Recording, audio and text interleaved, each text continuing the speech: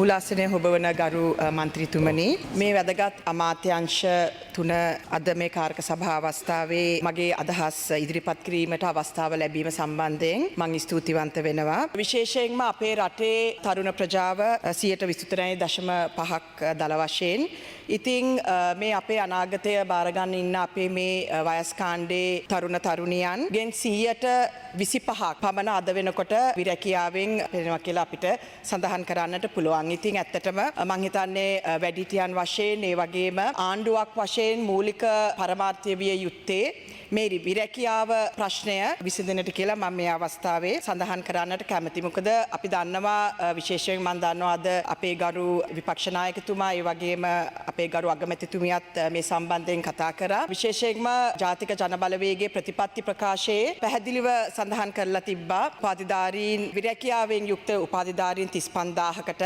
රැකියාවන් ලබා දෙනවා කියලා. ඉතින් මම නියෝජනය කරන මහනුවර දිස්ත්‍රික්කයේ 2000කට ආසන්න උපාධිධාරීන් ඉන්නවා අද රැකියාවන් නොමැති වේ. වගේම වයස් සීමාව ඉක්මවා යනවා. මොකද අවුරුදු 5ක් 6ක් රැකියාවක් නැතුව ගෙවල් වලට වෙලා ඉන්නවා. ඉතින් ඊයේ ඉඳන් උපවාසයක මම හිතන්නේ නියත වෙලා සිටිනවා දියත උයනේ. ඉතින් මේ සම්බන්ධයෙන් ක්‍රියාමාර්ගයක් ගන්න කියලා මම මේ අවස්ථාවේ ඉතා කාරුණිකව ඉල්ලා සිටිනවා. මොකද ගරු අගමැතිතුමිය අද එතුමියගේ උත්තරේ සඳහන් කරා අද වෙනකොට 10000ක් විතර කට්ටිය බඳවාගෙන තියෙනවා කියලා. නමුත් මම අහන්න කැමතියි මොකද මම මෙතන මගේ ළඟ තියෙනවා 2025 මාර්තු 10 වැනි දිනැති පැවති අමාත්‍ය මණ්ඩල රැස්වීමේ එළඹුණු තීරණයක් තමයි 5882 දෙනෙකු බඳවා ගැනීම. නමුත් මෙහි කිසිදු සඳහනක් නැහැ මේ උපාධිධාරීන්ද එහෙම නැත්නම් මොන ශ්‍රේණියේ බඳවා ගැනීමද කියලා. ඉතින් මේ සංඛ්‍යා ලේඛන අපිට ඉදිරිපත් කරත් පැහැදිලිව සඳහන් කරලා නැහැ මේ කොටසෙන් කීයක්ද උපාධිධාරීන් එහෙම නැත්නම් අනෙකුත්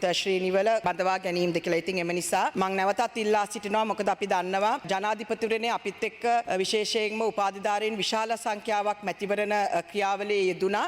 නමුත් ජනාධිපතිවරණය පරාජය වීමත් සමගම ජාතික ජනබලවේගයේ ප්‍රතිපත්ති ප්‍රකාශයේ තිබුණ පොරොන්දු වීම නිසා විශේෂයෙන් මේ උපාධිධාරීන් විශාල සංඛ්‍යාවක් අපේ මැතිවරණ ක්‍රියාවලියට සහභාගී වුණේ නැහැ. මොකද මේ රැකියාවක් ලැබෙන්නේ නැති වෙයි කියන සැකයට. ඉතින් එම නිසා මම විශේෂයෙන් ඉල්ලා සිටිනවා මේ පොරොන්දු වුණ ආකාරයට මේ උපාධිධාරීන්ට සාධාරණයක් ඉටු කරන්නට කියලා. ඒ වගේම අපි දන්නවා ඕනෑම රජයක මම කලින් කිව්ව විදිහට මූලික වගකීම තමයි මේ අපේ තරුණ තරුණියන්ට අවශ්‍ය රැකියාවන් ලබා දෙන්නට. නමුත් අද ආණ්ඩුවට ඒක කරන්නට අසමත් වෙලා තියෙනවා. ඉතින් එම නිසා දැන් රජයේ සේවකයන් අපිට රජයේ රැකියාවන් හැමෝටම දෙන්නට බෑ. අපි ඒක පිළිගන්නවා. නමුත් විශේෂයෙන්ම ආයෝජකයන් අපේ ලංකාවට ගෙනල්ලා කර්මාන්තශාලා විවෘත කළ රැකියා උත්පාදනයක් තමයි බලාපොරොත්තු වෙන්නේ. අපි දන්නවා දැන් මේ රජය බලයට පත් වෙලා මාස 6ක් විතර ගත වෙලා තියෙනවා. කිසිම ආයෝජනයක් අද වෙනකොට ලංකාවට ඇවිල්ලා නැහැ. තිබුණ ආයෝජකයන්ොත් අද මම හිතන්නේ ටටා බායි කියලා ලංකාව